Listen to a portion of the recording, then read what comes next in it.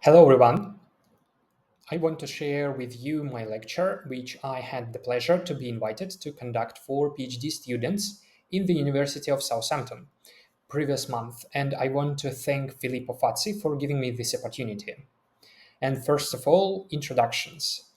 I'm a senior DSP engineer with 10 years experience in the field. I was involved in the development of aircrafts, cars, and home audio equipment. My main responsibilities are to write optimized code of high load algorithms and software architecture to make it feasible to run within the embedded world. This channel is going to be about DSP techniques, and I believe in practical approach. For this reason, I share a link to my GitHub in description to this video, where I created some educational repos. Subscribe to be up to date with my latest videos. And as I mentioned, I was invited to share my experience with students, and the main intention of this lecture is to give a basic knowledge in the development of algorithms for real products and devices. And plan for this lecture includes the following topics, which you can see on the screen. Overview of audio algorithms, which I worked more or less with my practice. Overview of software and algorithm development in business. Then hardware capabilities from DSP and algorithm perspective. The next topic would be basic principles of hardware selection for algorithms. Then I will cover comparison between intrinsics and assembler. Then CPU pipeline, SIMD, cache, and DDR from performance perspective, and what you need to know to write efficient assembly code. And the final topic will be about what is over-engineering. And additional comment here, because the lecture was given in the Institute of Sound and Vibration Research of the University of Southampton, some of the topics covered from audio algorithm perspective. But if you have any questions related to signal and video processing as well, don't hesitate to leave the questions in comment of this video, and I will be more than happy to answer. And let's get started with an overview of audio algorithms, which more or less I worked with.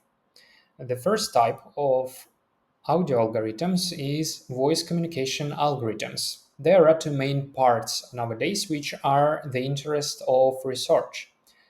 First is to provide bidirectional voice communication over noisy environments and unstable networks.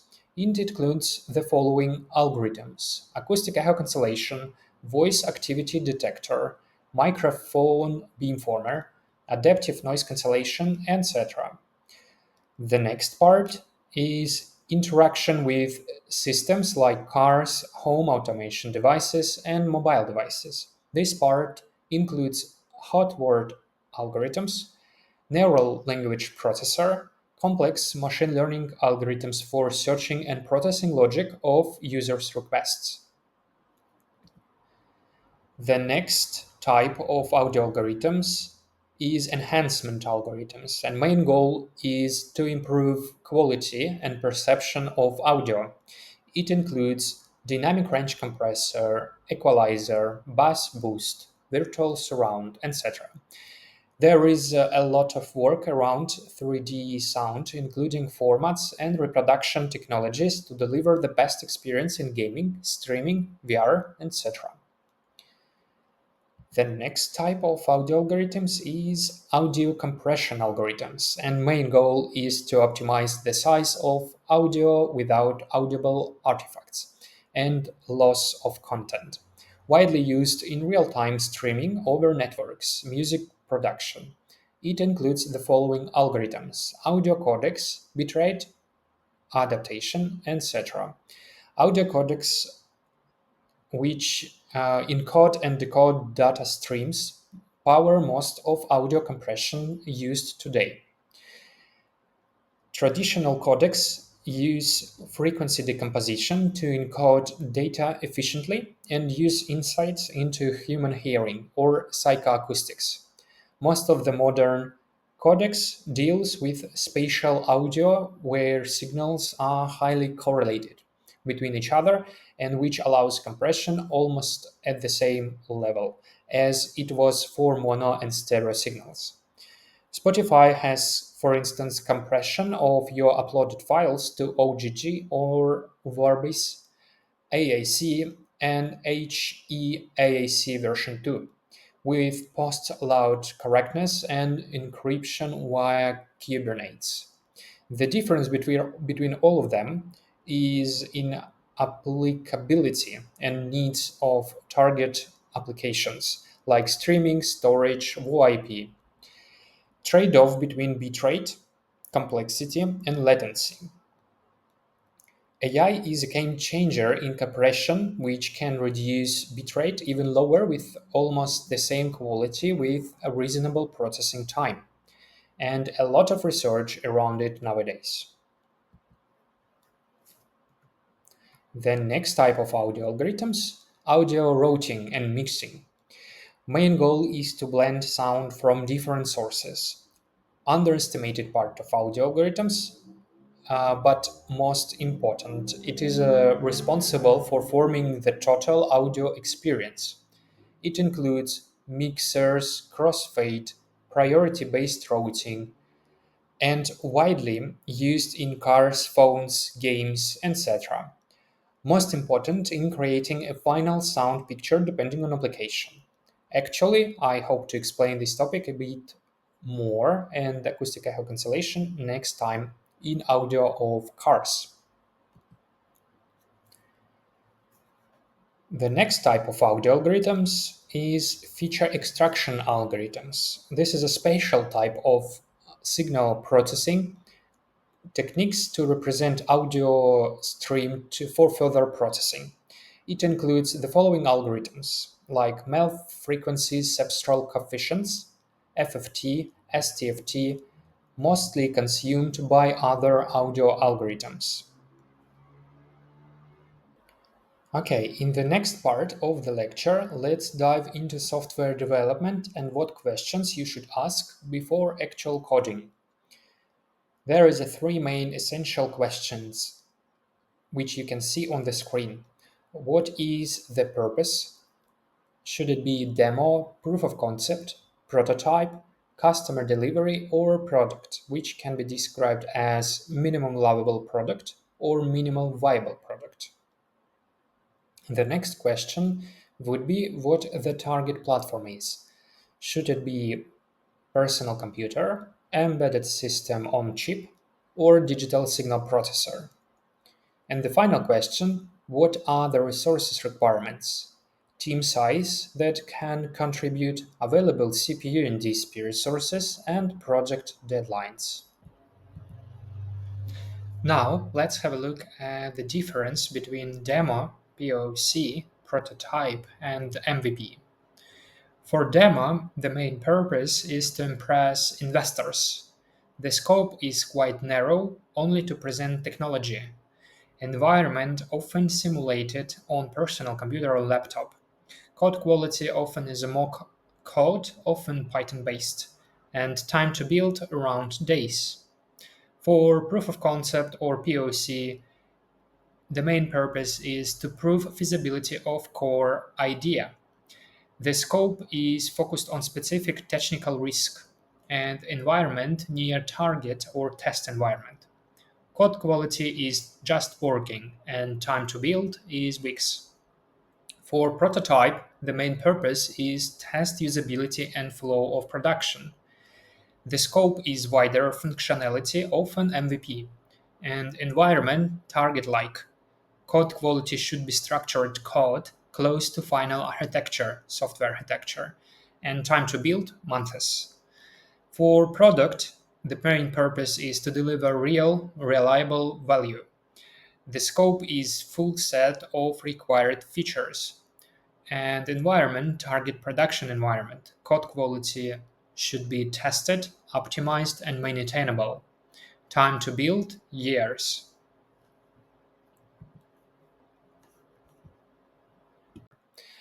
Let's first look at the modern capabilities of CPUs and DSP in 2025 from DSP and algorithm perspective. Modern DSPs and CPUs support floating point units, or FPU, and often provide seamed instructions to make algorithms fast enough. Seamed is acronym to single instruction and multiple data, and refers to a type of parallel processing where a single instruction is applied for multiple data points simultaneously. In general, it is vector-based processing. It can reduce the computational cost significantly, and not all algorithms can be easily vectorized, and you need to keep it in your mind. For example, algorithms with feedback or adaptive algorithms. And some DSPs are designed to work with fixed points, like Texas Instruments C5000 and C6000 family, even if floating points are often supported for those platforms, much better to use fixed point arithmetics.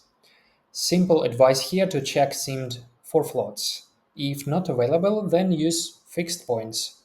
For example, TI C6657 has 40 GMAC or Giga Multiply Add operations and 20 GFlops or Giga Floating operations. Even if it seems just two times the difference, GMAC is not equal to flops from algorithm perspective. And fixed point arithmetics is a set of operations to process fractional numbers which are stored in integers. For more details, see Q number format. If fixed point arithmetic is required, the algorithm must be adjusted and evaluated, especially for adaptive and feedback types. Python and MATLAB has more functionality to use fixed point operations, but it requires more efforts. In selection of hardware platform, we have two main choices, SoC or DSP, where to put you. Let's see what important points should be considered to select the hardware platform. On the screen, you can see two main subsystems. On the left screen is a SoC from NXP IMX8 Plus, which is a really popular in products. And from the right is DSP C66 family. Okay, first of all, you need to know platform price restriction. Cheaper hardware almost always means poorer tools, libraries, resources, support available. That's why for early stages, it is better to rely on well-known platforms which are good development environment. But in reality, business prefers cheaper solutions. Estimate resources required. From an algorithm perspective, it is important to estimate operations with the most computational cost and check if hardware is provided with optimized versions of those operations, libraries or hardware accelerators. Examples of such operations: FFT, FIR filtering, STFT, complex vector multiplication, dot product, matrix multiplication, etc. With this knowledge, there is no problem to estimate how much flops the algorithm requires, at least roughly.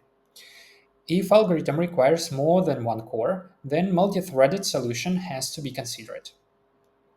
The next point, real-time requirements. Does this algorithm need deterministic low-latency behavior? If so, better to consider real-time operation system environment. Then, power-restricted requirements. Is this a battery-powered or self-powered devices, such as solar energy or passive?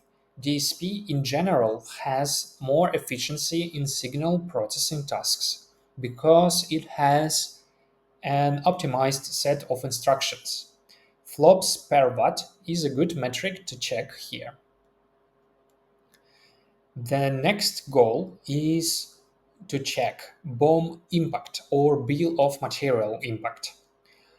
Will adding a DSP reduce load on a costly SoC or increase system complexity? In general, putting DSP increases the cost of the final integrals chip. Even $5–10 can be a problem for the final product, and business can refuse from this idea. In modern SoCs or system on chips, often DSP is already included, and CPUs themselves often has DSP features to accelerate algorithms.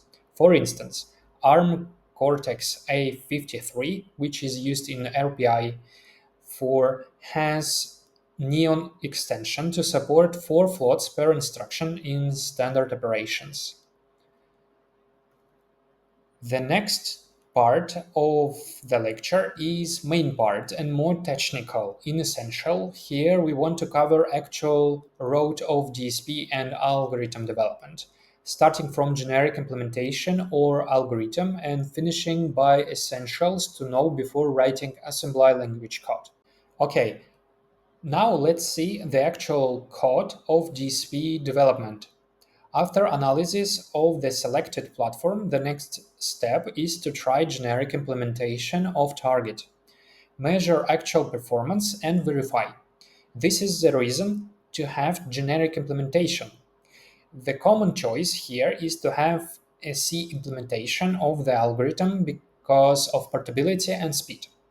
Common standard to achieve it, MISRA, C89, etc. Use warning flags to find any problems like warning all, warning extra, and warning pedantic.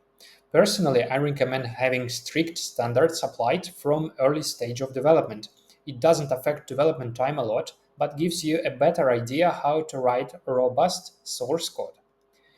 After the first try, it almost always takes ages to compute the algorithm. Don't be afraid, there are a lot of easy steps to improve. First of all, turn -03 flag to allow the compiler to optimize it as much as possible. Make sure to turn off debug mode by excluding -G flag.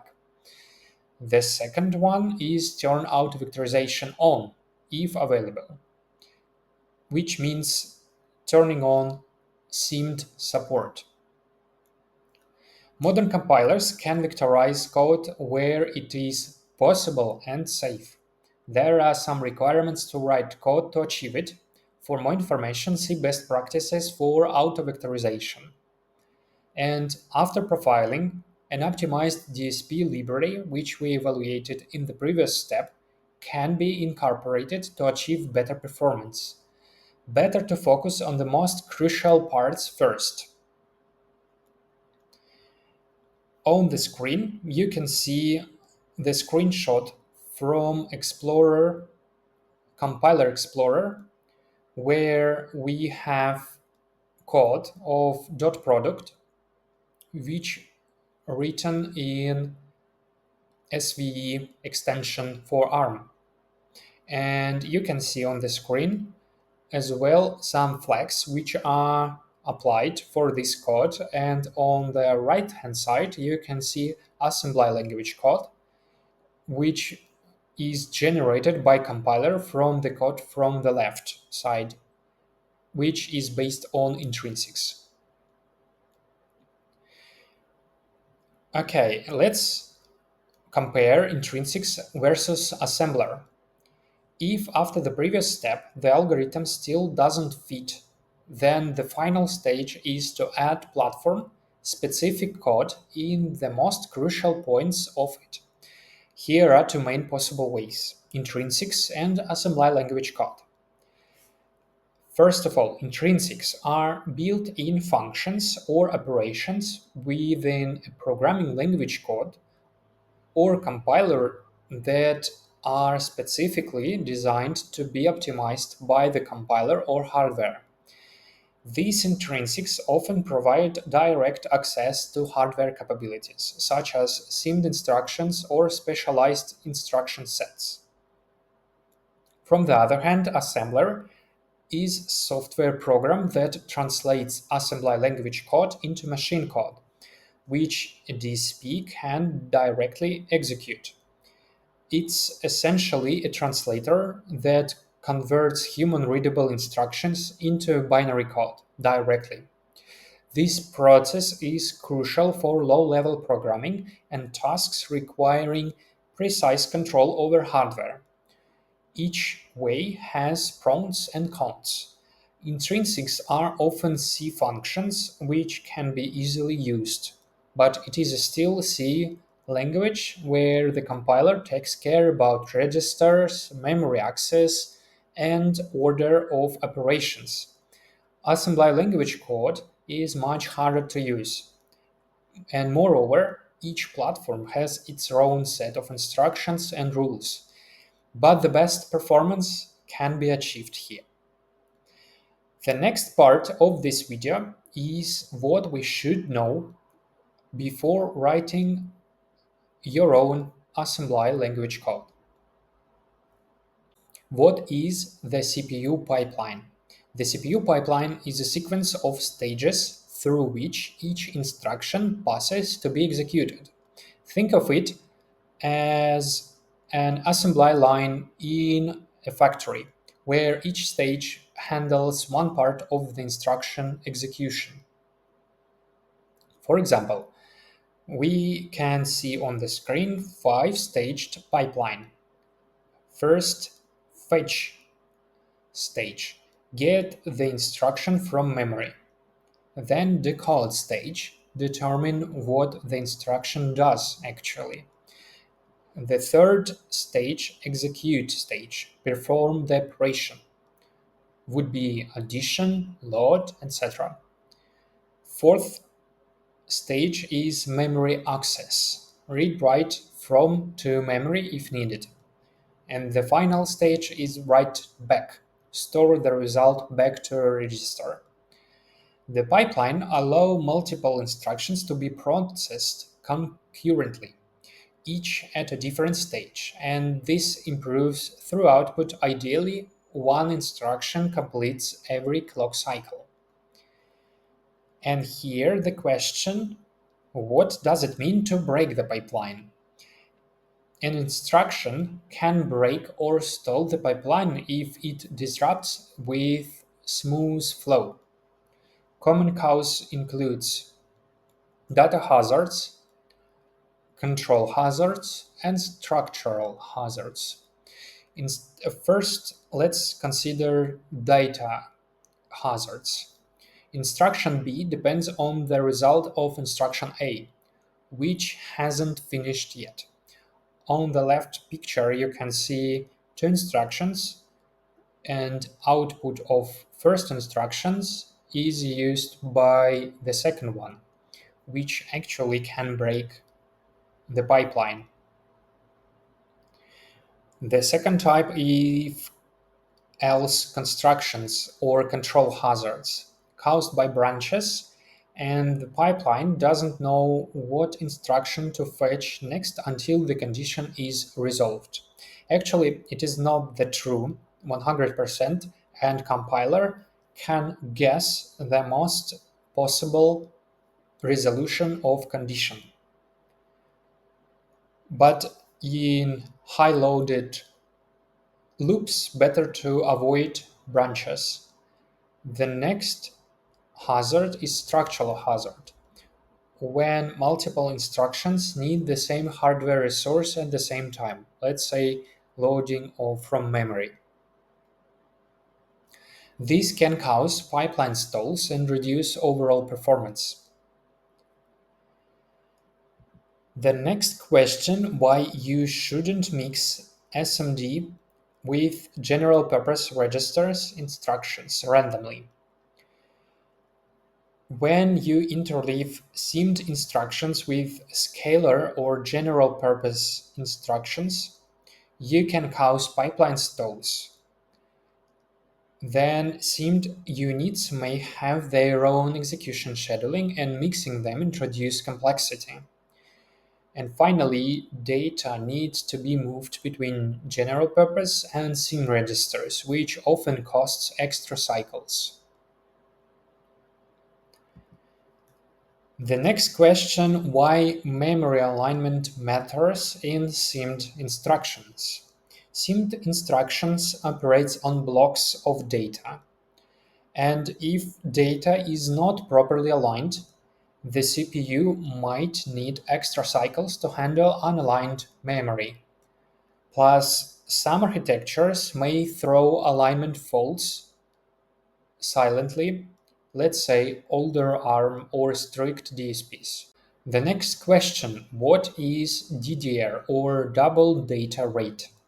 If cache doesn't contain the requested memory, which is called cache miss, and some tools can give you a metric how much miss cache requests were during execution, the request goes further into external memory. Majority of CPUs and DSPs, this is DDR, or DDR memory is the main system RAM or random access memory. It is large but slow compared to on-chip caches. Access DDR involves requesting data via a memory controller, waiting through latency, hundreds of clock cycles, and receiving data in bursts. It is much slower than cache, so optimizing access to DDR is crucial for any application.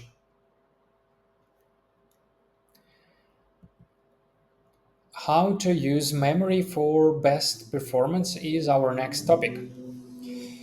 Maximize cache reuse, temporal locality. Keep hot data or frequently accessed data in cache by reusing buffers in tight loops, avoiding eviction of needed data. It happens if too large buffers are used. Then access data sequentially, spatial locality. Access memory in the order it's laid out. Avoid strided or random access, which breaks cache. On the picture on the screen, you can see two loops. First loop is good because this is a sequential access in memory. For the second loop, you can see there is a map of indexes and it means random access through array, which is bad for sequential data access. And finally, you need to make sure that your data is aligned in memory. Use aligned memory for SIMD and cache efficiently. Align buffers to cache lines. To finalize the topic about memory layout, let's have a look at the example of TI C6657 DSP memory layout. You can see on the screen three types of memory, L1, L2, and DDR3, and latency comparison.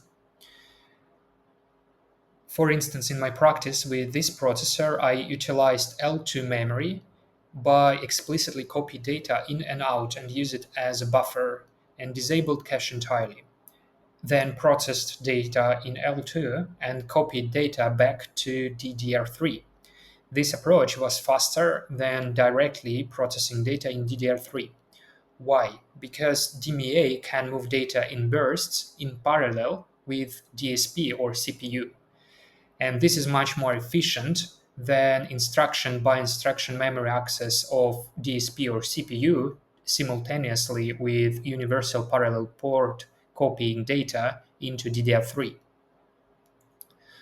All right, but even with this knowledge, which we covered about memory access, about pipelines, and so on, you still need to dedicate a lot of time to get your first working assembly language code. That's why my general recommendation is to use intrinsics where it is possible. This is more natural and profitable approach to accelerate your algorithm. And finally, I want to finish this part by sharing tools which I recommend to have a look at the road of DSP development, which is handy and which I used widely in my experience. You can see on the screen screenshot of Compiler Explorer. This is a web-based tool which is absolutely free and no registration, so far as I know, required to use it. It is one of the most useful tools to accelerate DSP development. It allows you to play with compiler settings quickly, check the same code quickly for different platforms like ARM, RISC, and so on, and see if auto-vectorization feature works. Try different compilers such as GCC or CLang, and you can see and learn a lot how your code actually translated into assembly language code. On the right hand side of the screen you can see it. And the second tool which I recommend to use is perf tool, which is a part of Linux subsystem, and it is also useful, which gives you more information about actual performance of your application on the platform. It includes there are a lot of actually data can be extracted, including missed cache, simd usage, total time, and so on. Now there is a couple of topics which left, which I would like to share with you. And first of all, about algorithm verification. Python and MATLAB helps to simulate algorithms, but it can be far away from the actual implementation on the hardware. It appears that even generic implementation differs from simulated in Python, especially for adaptive or feedback algorithms. But where is the problem? Mostly round errors in floats because there is no standard for this operation. Plus doubles in Python and MATLAB is the default choice, whereas for hardware, this is a floats. And the situation gets even worse when you have pipelines with more than one component should be verified. Each component adds its own error delta, which complicates estimation properly. And different signals input means different error delta output. How to deal with this? First, verify each component separately. Then, where it is possible, verify response, not mean square error. And the final advice is to analyze the components with big errors to understand the root of it. All right, and final topic is what is over-engineering. Over-engineering is the act of designing a product, system, or solution that is more complicated or sophisticated than needed to meet the actual requirements. Examples can be too many features, excessive abstraction, premature optimization, perfect code just for one-off task, or pure OOP in functional programming languages like C. Why? Because it's longer to deliver. It introduces bugs due to unnecessary complexity. Complicated, abstracted, and reusable code harder to adjust for new needs and goals. Small teams are not able to maintain a big code base. More testing required. And it as well increases system footprint like CPU, memory, power, and so on. Plus, it optimizes harder. Okay, thank you for attention. This is a final topic which I would like to cover here. Or see you around.